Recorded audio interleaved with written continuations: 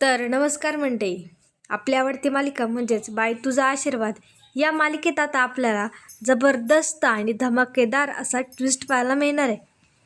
तर मग आता सगळ्यांना प्रश्न पडलाच असेल की नक्की कोणता ट्विस्ट येणार आहे या मालिकेत. तर मात्र आता अवनीने आता या यशोदा आणि नमिताचं लग्न लावून देण्याचं ठरवलेलं असतं. त्यांना त्यांचं प्रेम मिळवून देण्याचं ठरवलेलं असतं आणि मात्र आता तिचं ध्येय एकच असतं. तर मग आता यशोदा आणि नमिताचं लग्न लावून द्यायचं आणि या अवनीने सुलू आत्याच्या नाकावर टिच्चून या दोघांचं प्रेमविवाह लावून दिलेलं आहे.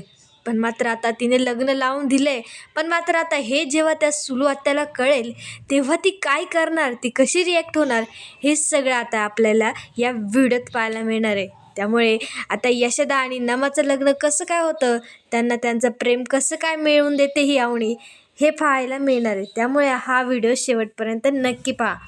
चला तर मग आता सुरुवात करूया.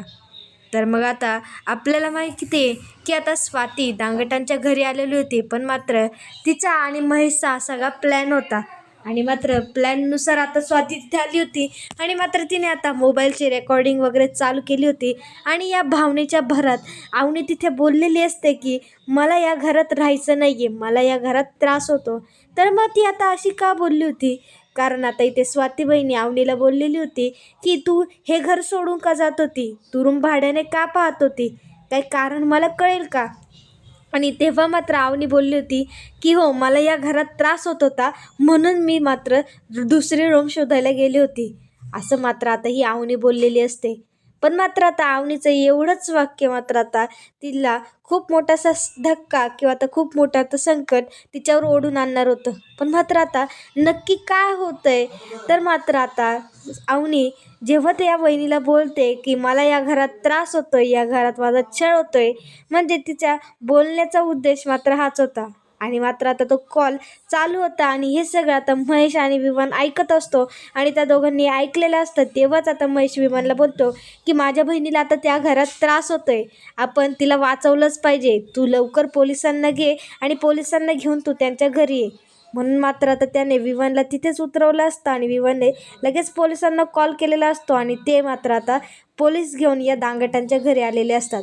तेवढ्यातच आता मग तिथे महेश आलेला होता आणि महेश अवनीला हाताला धरतो आणि तिला बोलतो की चल अवनी, आपण आपल्या घरी जाऊया, मी तुला घरी न्यायला आलोय. तर मात्र अवनी चिडते. अवनी त्याला बोलते, दादा काय चाललंय तुझं, तू हे काय करतोयस, मला काय आपल्या घरी यायचं नाही आहे, तू विसरलायस का, असं आता ती त्या महेशला बोलली होती. मग महेश तिला बोलतो की तुझा छळ होतोय ना या घरात, तुला त्रास होतोय ना या घरात, चल तू आपल्या घरी. तर मात्र अवनी तिथे बोलते की नाही दादा, तू चुकतोयस, तुला काहीतरी गैरसमज झालाय, मला काही या घरात त्रास होत नाही, मी उलट या घरात खुश आहे, हे माझं म्हणजे आता ती म्हटलेली असते की ह्या घरात मी खुश आहे. पण मात्र आता थोडा त्या गैरसमज झालेला असतो महेश आणि स्वातीचा.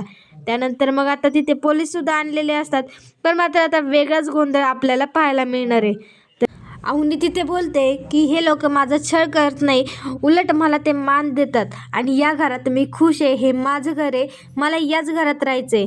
आणि मग स्वाती तिला विचारते, अगं तू तर घर सोडून चालायला निघाली होती. म्हणजे आता अवनी बोलते की हो, आमचं भांडण झालं होतं आणि नवरा बायकोमध्ये भांडणं होत नाही का, म्हणजे आता जसं राजा इतका वेळ तिला खोटं बोललं तर तसंच खोटं आता या अवनीने सुद्धा तिथे तिच्या दादा आणि वहिनीला बोलली असते. आणि जेव्हा हा राजा खरंच सांगायला जातो तेव्हा मात्र आता अवनीने त्याला थांबवलेलं असतं आणि त्याला मात्र खरं सांगण्यापासून तिने अडवलेलं असतं. आणि तिनेच मात्र आता हे जे खोटं नाटक आता तिनेच आता तिच्या दादा आणि वहिनीला सांगितलेलं असतं, कारण आता तिला त्यांच्या घरी जायचं नव्हतं. त्यामुळे आता अवनीने हा खेळ मांडलेला असतो, अवनीने अशी पलटी खाल्लेली असते. त्यामुळेच मग आता तिला कळतं की राजा असं का वागत असेल, राजा इतकं खोटं का वागत असेल, हे आता तिला कळलेलं असतं. आणि मात्र आता तिला जाणवलेलं असतं की तिच्यामुळेच या घराला बाईचा आशीर्वाद लाभवला आहे, तिनेच मिळवलेला आहे.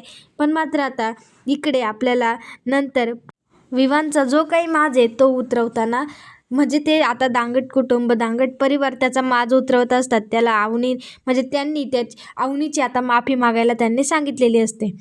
परंतु मग आता आपल्याला असं पाहायला मिळणार आहे की आता तो दिवस तर गेलेला असतो आणि मात्र आता अवनी त्या दांगटांच्या घराला जेव्हा म्हणजे त्यांचं बोलत होती, तर मात्र आता ती त्यांचं विसरून ते आता स्वतःचं करायला लागली. किंवा आता ती बोलते की हे माझं घर आहे, आणि मात्र आता तिने स्वतःच्या घराला म्हणजे त्या घराला स्वतःचं मानलेलं असतं. त्या घरात आता ती राबवते पण राबवते आणि मात्र ती करते.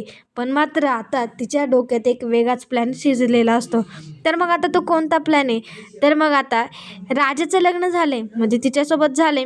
पण मात्र आता यशोदा या सगळ्यांसाठी एवढं करत असतो. पण त्याचं नमावर प्रेम आहे हे तिला माहिती आहे. पण मात्र यशोदा आणि नमाचं लग्न काय अजून झालं नाही आहे. यशोदा मोठा आहे आणि यशोदाने आता स्वतःच्या आयुष्यात पुढं जायला हवं असं तिला आता वाटत असतं. आणि ती मात्र आता राजाकडे येते आणि राजाला बोलते की राजा, यशोदा का लग्न करत नाही रे? यशोदाने अजून का लग्न केलं नाही? तर मग आता राजा त्याला सांगतो की यशोदाला म्हणजे नमीला यशोदासोबत लग्न करायचं आहे. त्यांचं एकमेकांवर प्रेम आहे. यशोदा तिच्यावरचं प्रेम दाखवत नाही पण मला असं वाटते की त्याचंसुद्धा तिच्यावर प्रेम आहे. कारण सुलू आत्यामुळे यशोदा काहीच बोलत नाही. कारण सुलू आत्या यशोदा आणि नमीचं कधीच लग्न लावून देऊ शकत नाही. म्हणून यशोदा काही बोलतच नाही. असं आता राजाने सुद्धा आता या अवनीला सांगितलेलं असतं. तर मात्र आता अवनी तिथे विचार करते म्हणजे तिला सुद्धा दिसत असतं की नमाचं इतकं यशोदावर प्रेम आहे. पण मात्र सुलू आत्या असं का करतात? यशोदा इतका प्रेमळ आहे, इतका समजूतदार आहे आणि मग आता ती म्हणजे त्या नमाला यशोदासोबत लग्न लावून का देत नाही? ती का ह्या दांगटांच्या घरात तिला देत नाही? असा आता विचारसुद्धा अवनीला आलेला असतो. पण अवनीला माहिती असतं की ही सुलू आत्या कशी आहे, ती कसे काय किती खोटं बोलते आणि ती कोणत्या थराला जाऊ शकते हे तर तिला माहितीच आहे. त्यामुळे मात्र आता इथे अवनी विचार करत असते की यशोदाला कसं काय त्याच्या आयुष्यात पुढे जाऊन द्यायचं किंवा त्याचं लग्न कसं काय लावून द्यायचं. आणि नमा तर ती म्हणजे नमाचं जे काही मत असेल ते तर तिला माहिती आहे. कारण नमा ही यशोदासोबत लग्न करण्यासाठी एका पायावर तयार होईल हे तर तिला माहिती आहे. त्यामुळे आता ती राजाशी बोलायला येते आणि राजाला बोलते की राजा, आपण यशोदा आणि नमाचं लग्न लावून दिलं तर? तर मग आता राजा बोलतो की तसं काही प्रॉब्लेम नाही आहे. पण मात्र आपण लग्न कसं काय लावून द्यायचं? ती सुलू आत्या मध्ये आहे, ती कशी गाईसारखी आडवी येते. ती खूप डेंजर आहे आणि ती काही करू शकते. तिला जर कळलं तर ती नमाला मारेल सुद्धा असं आता राजाने तिला सांगितलेलं असतं. मग आता इथे अवनी बोलते की आपण आत्यांना सांगितलंच नाही. त्यांचं आपण म्हणजे आपण जसं लग्न केलं, आपलं जसं लग्न झालं तसं केलं तर? असं आता अवनीने राजापुढे एक मत मांडलेलं असतं. मग राजा तिला बोलतं की हो मॅडम, चालू शकतं. आपलं जसं लग्न झालं तसं मात्र तिचंसुद्धा होऊ शकतं, त्यांचंसुद्धा होऊ शकतं. आणि मात्र लग्न झाल्यावर काहीच होत नाही, कोणी काही करू शकत नाही असं मात्र आता तिथे तो आणि अवनी आता बोललेले असतात. मग आता यांचा प्लॅन ठरलेला असतो आणि मात्र आता कोणालाच काही माहिती नसतं. आणि मात्र आता यांना मला आणि यशोदाला सुद्धा माहिती नसतं की आता पुढे जाऊन काय होणार आहे. त्यानंतर मग आता इकडे अवनीने छान असा प्लॅन केलेला होता. आता मात्र ती यशोदाला बोलते की चला आपण फिरायला जाऊया. आणि मात्र आता त्यांच्यासोबत पायल आणि नमासुद्धा असतात आणि राजा असतो. हे 5 जण आता मात्र फिरण्यासाठी बाहेरच गेलेले असतात. पण मात्र अवनीचा हट्ट होता त्यामुळे हे सगळेजण एकत्र गेले होते. आणि मात्र आता अवनीने ह्या सगळ्यांना कोर्टात आणलेलं होतं. मग आता सगळ्यांना प्रश्न पडतो. आता राजाला तर माहिती होतं पण मात्र अजून कोणालाच माहिती नव्हतं. तर मग आता ह्या बाकीच्यांना प्रश्न पडतो की अवनीने इथे का आणलंय? तर मात्र आता यशोदाला तिथे असं वाटतं की अवनीने आता डिवोर्स मागितलाय का राजाकडे, किंवा आता अवनी ही राजाकडे डिवोर्स मागणार आहेत का? तिने डिवोर्ससाठी इथे आम्हाला बोलवलंय का, म्हणजे इथे आणलंय का? असं आता तिथे यशोदाला तिथे प्रश्न पडतो. पण नाही, तिथे तिने त्यांच्या डिवोर्ससाठी नाही तर मात्र आता या दोघांच्या म्हणजे यशोदा आणि नमाच्या लग्नासाठी आता त्यांनी तिथं बोलवलेलं असतं. तर मात्र आता अवनी तिथं येते. मग आता यशोदा गडबडतो. यशोदाला काहीतरी वेगळंच वाटतं, वेगळीच गडबड वाटते आणि नमाला सुद्धा आता वेगळीच गडबड वाटत होती. तर मग आता यशाला तिला प्रश्न पडतो की आता नमाला आणि पायलला तर काही माहिती नाही आणि त्यांना जर कळलं तर मात्र मोठा गोंधळ होईल. या अवनीचं आणि राजाचं लग्न खोटं आहे आणि ते आता डिवोर्स घेतात ते. त्यामुळे यशोदाला टेन्शन आलेलं असतं. पण मात्र आता तिथे अवनी त्यांचा म्हणजे तिचं जे काही मत आहे तिने हा प्लॅन सगळा करून त्यांना काही आणले हे आता सांगायला सुरुवात करते. आता अवनी यशोदाला बोलते की यशोदा, तुम्हाला प्रश्न पडला असेल ना मी तुम्हाला इथे का आणले म्हणून, तर मी आता तुम्हाला या प्रश्नाचं उत्तर देते. तर मग आता यशोदा एक्सायटेड असतो, नक्की काय झालं आहे, हिने कशाला आणले? आणि तेव्हा मात्र अवनी त्या यशोदाला सांगते की यशोदा, मी इथे तुम्हाला नमा आणि तुम्हाला का आणले माहिती आहे का? कारण मला तुमचं इथे लग्न लावून द्यायचं आहे. आपण तुमचं एक रजिस्ट्रेशन म्हणजे मॅरिड रजिस्ट्रेशन करायला आलो आहे, आपण तुमचं लग्न लावायला इथं आलो आहे असं आता अवनी तिथे बोलत असते. तर मात्र आता यशोदाला धक्का बसतो, नमाला सुद्धा धक्का बसतो की काय माझं लग्न आहे आणि मात्र असं. तर मात्र आता या अवनीने त्या दोघांना समजून सांगितलेलं असतं, कारण तुमचं एकमेकांवर प्रेम आहे आणि तुमचं लग्न काय ना सुलू आत्या होऊ देऊ शकत नाही, कारण ना मला तर ती सुलू देऊ शकत नाही हे तर माहितीच होतं. त्यामुळे मात्र आता तिथे यशोदा नाही बोलत असतो. त्याला माहिती असतं की सुलू आत्या कशा आहे आणि त्या काय करू शकतात. त्यामुळे यशोदा तर तयारच नसतो, यशोदा नाहीच बोलत असतो. पण मात्र आता अवनीने यशोदाला समजवलेलं असतं. यशोदाला ती बोलते की यशोदा बघा या नामाकडे, तुमचं हिच्यावर प्रेम नाही आहे का? ही किती वर्ष अजून तुमची वाट पाहणार? तुम्ही तिच्याशी बोलत सुद्धा नाही. ती वेड्यासारखं प्रेम करते तुमच्यावर, तरीसुद्धा तुम्ही हिच्याकडे बघून नाही बोलताय. हिच्याकडे एकदा बघा, तिच्या डोळ्यात बघा आणि तुमचा जो काही म्हणजे तुमचा जो काही डिसिजन असेल तो तुमचा जो काही निर्णय असेल त्या निर्णयावर आम्ही ठाम असू किंवा तुमच्या निर्णयाची आम्ही जाण ठेवू आणि तुम्ही जसं बोलाल तसंच आम्ही करू. असं आता या अवनीने यशोदाला म्हणजे एका म्हणजे जाळ्यात ओढलेलं असतं, म्हणजे ट्रॅपमध्ये अडकवलेलं असतं. पण मात्र आता यशोदाच्या मनात नक्की काय, यशोदाला ही नमा आवडते, पण मात्र तो हे सगळं सुलू आत्यासाठी करत होता, म्हणजे तिच्याशीच बोलत नव्हता. पण मात्र आता यशोदाला सुद्धा अवनीचं बोलणं पटतं आणि ना मात्र काय एका पायावर तयारच होते. त्यामुळे मात्र आता ह्यांचं लग्न आता अवनीने तिथे लावून दिलेलं असतं आणि मात्र आता त्यांचं रजिस्ट्रेशन केलेलं असतं, मॅरेज रजिस्ट्रेशन केलेलं असतं आणि मात्र आता त्यांचं लग्न कायदेशीररित्या हे झालेलं असतं. त्या दोघांनी सह्या वगैरे केलेल्या असतात आणि मात्र आता तिथेच त्यांचं लग्न झालेलं असतं. पण मात्र आता ह्या दोघांचं लग्न तर झाले.